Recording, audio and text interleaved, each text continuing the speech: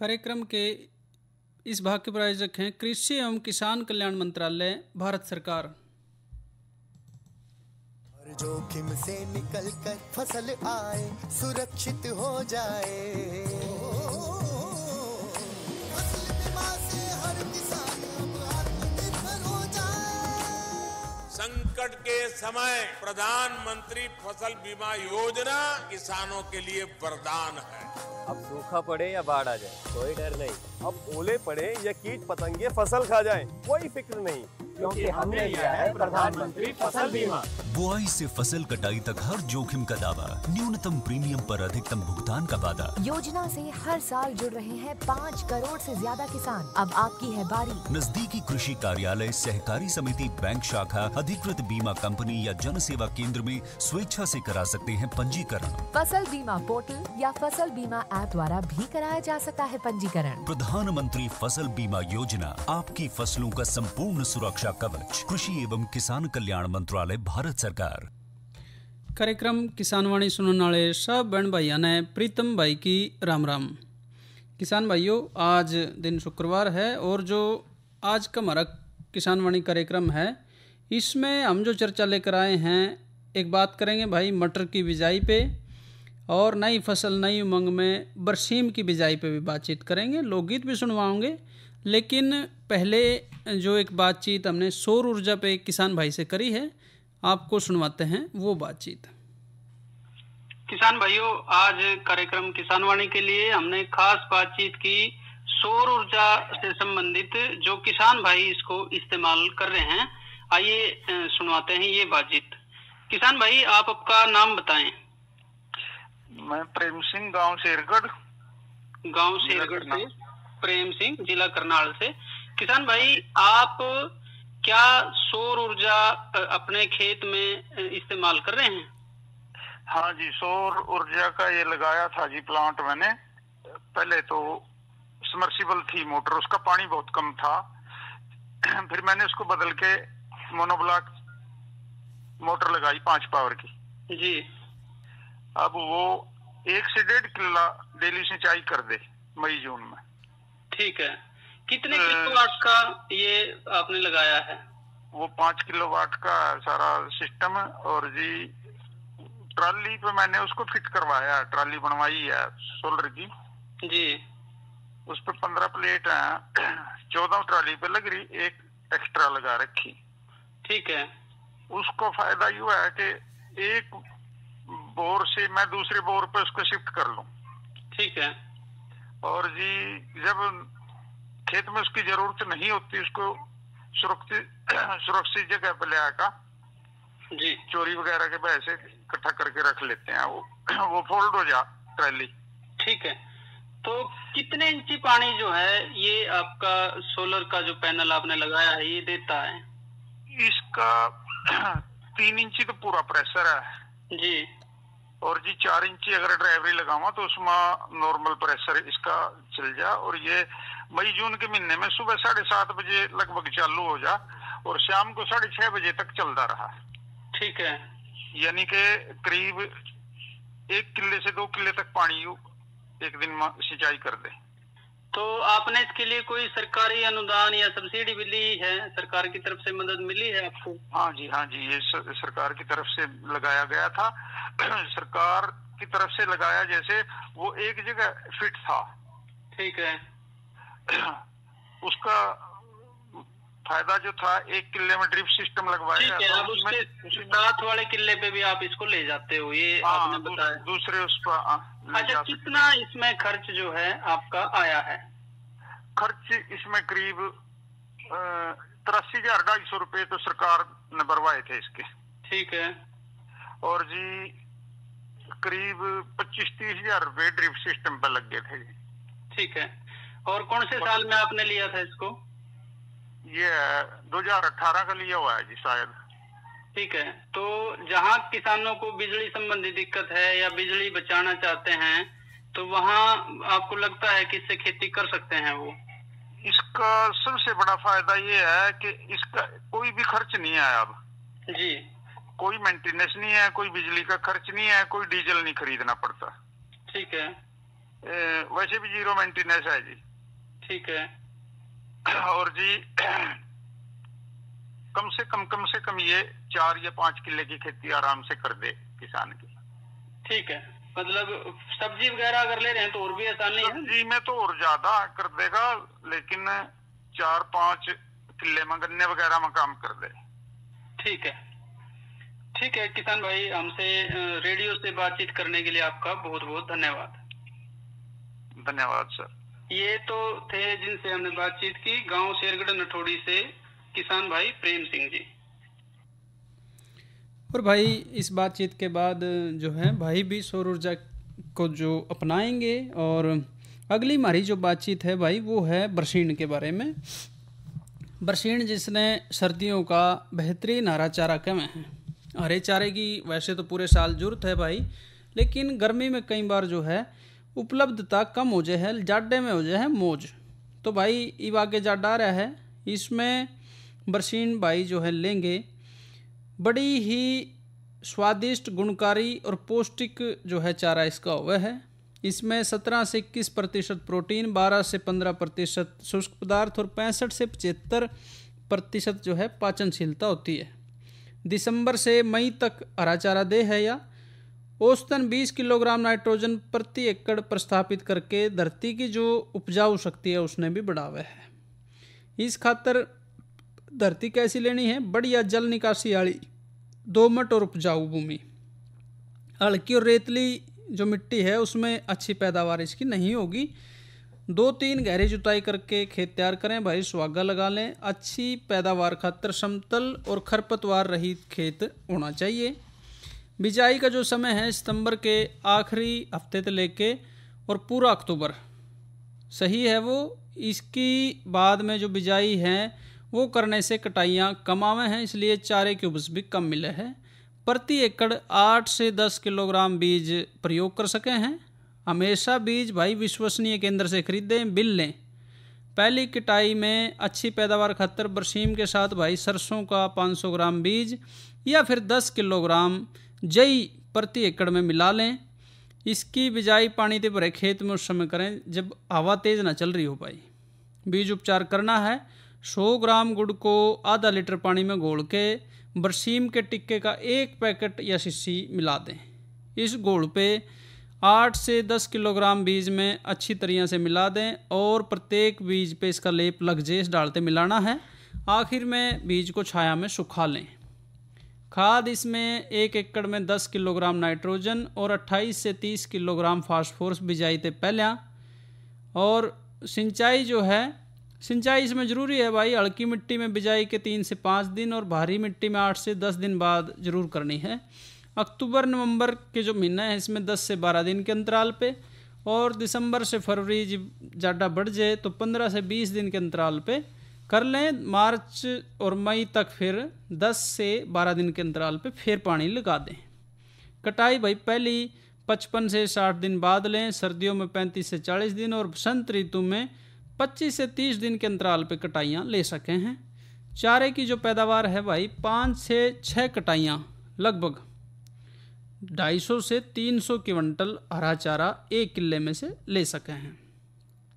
बीमारियां भी आवे हैं भाई। तनागलन रोग है, फफूंद का रोग है, बीज या फिर जमीन में रहे है और तने के निचले हिस्से पे आक्रमण करे है। सफ़ेद रुई जैसा ये जो है माइसीलियम बनावे है, जमीन पे पड़े गले सड़े पदार्थों पे बढ़ना शुरू करते हैं और फफूंद सूखते हुए बरसीम के खेत में आसानी से दिख जाए है।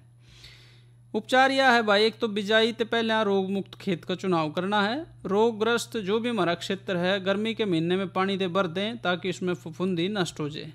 जड़े भी फसल दिखे भाई फसल को काट दें। मिट्टी को धूप लगानी है और 0.1% बावास्टिन के घोल से धरती को सिंचित कर सके हैं। इसके लिए 1 वर्ग मीटर क्षेत्र के लिए 10 मीटर का घोल जो है वो काफ़ी है। तो मुख्य तौर पे यही दिक्कत इसमें रहती है और बातचीत आगे भी करेंगे, लेकिन अभी जो है एक संदेश और उसके बाद एक लोकगीत।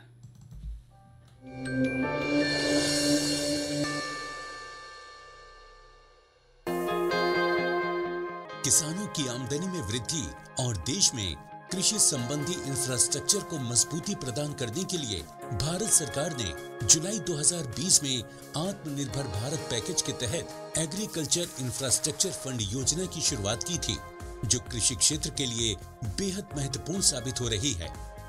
एग्री इंफ्रा फंड योजना के माध्यम से केंद्र सरकार किसानों को फसलोपरांत बुनियादी ढांचे और सामुदायिक कृषि संपत्तियों के विकास के लिए आर्थिक सहायता प्रदान कर रही है। योजना के तहत वर्ष 2025-26 तक 1 लाख करोड़ रुपए के लोन दिए जाएंगे। 2 करोड़ रुपए तक के ऋण पर 3% ब्याज सब्सिडी और क्रेडिट गारंटी सहायता प्रदान की गई है।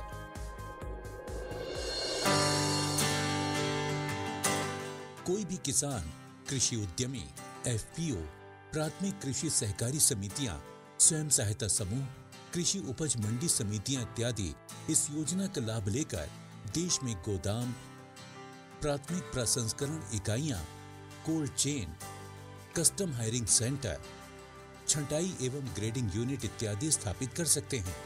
साथ ही कृषि संबंधित आधुनिक तकनीकों के विकास जैसे कि drone, remote sensing, blockchain, IoT इत्यादि के लिए भी योजना के तहत लाभ लिया जा सकता है। लोन लेने की प्रक्रिया बेहद सरल है। ऑनलाइन पोर्टल agriinfra.dac.gov.in पर लॉगिन करके आवेदन किया जा सकता है। सभी आवेदनों का तुरंत निस्तारण किया जा रहा है। तेलंगाना के बालारेड्डी विश्वाराम के स्टार्टअप द्वारा लगाए गए विभिन्न राज्यों में 25 प्रोजेक्ट्स को मात्र 1 दिन के अंदर ही स्वीकृति मिल गई। ये किसानों से कृषि उपज की प्रोसेसिंग कराकर सामान को सीधा बाजार में बेच रहे हैं, जिससे बड़ी संख्या में किसान लाभान्वित हो रहे हैं। 10 स्टेट्स में हम डिस्पैच सेंटर्स को लगा रहे हैं। उसका प्रोजेक्ट कास्ट एक डिस्पैच सेंटर के लिए 5.9 करोड़ है। इसमें हम एग्री इंफ्रास्ट्रक्चर फंड का स्कीम में अप्लाई किया और तुरंत उसका सारा 25 लोकेशंस का अप्रूवल मिल गया।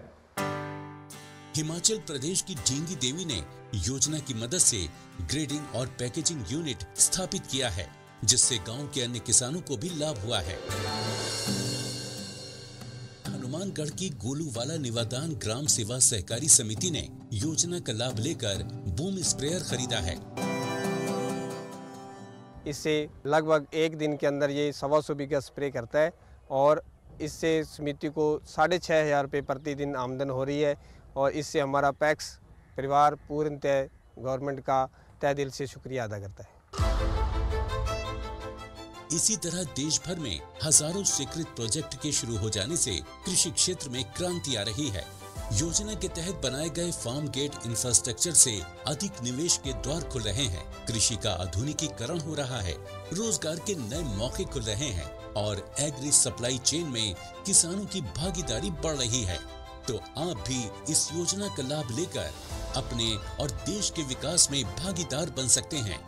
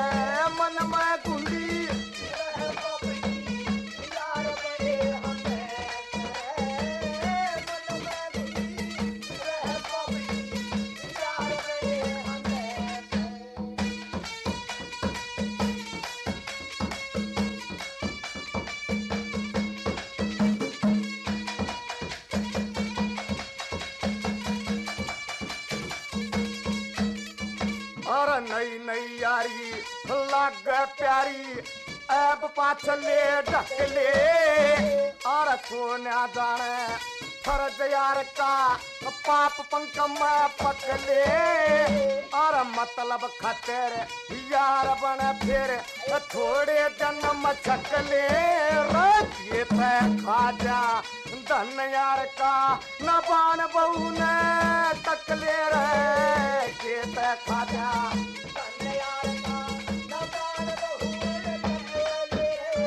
विश्वास घात कर प्यारे ते विश्वास घात कर प्यारे ते होशियार बने हंड सर यार मन में गुंडी रे पापी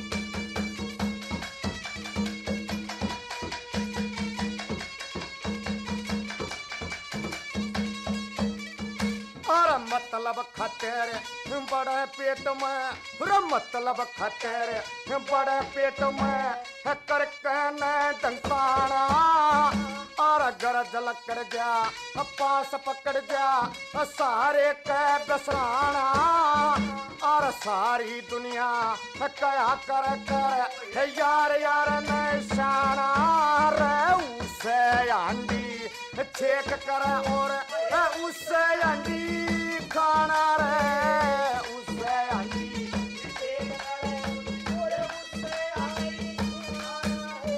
विश्वास घात कर प्यारे ते विश्वास घात कर प्यारे ते हिस्सेदार बने हंड सर और मन में गुंडी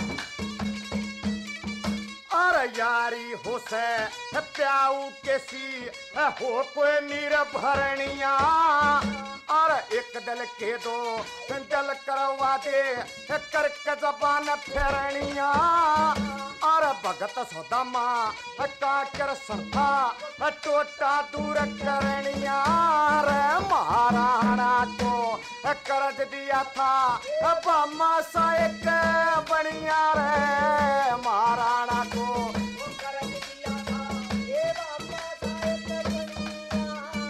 आज टोम धरा के कर्जा दे आज टोम साहूकार बने हंड सर मन में गुंडी रह पापी यार बने हंड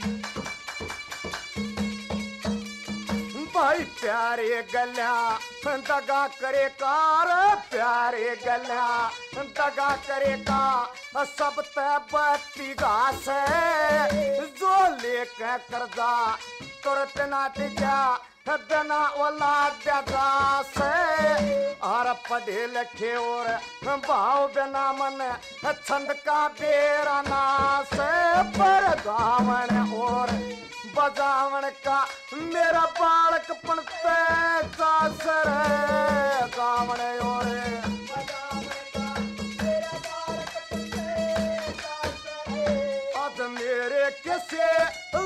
भी चंदे आज मेरे कैसे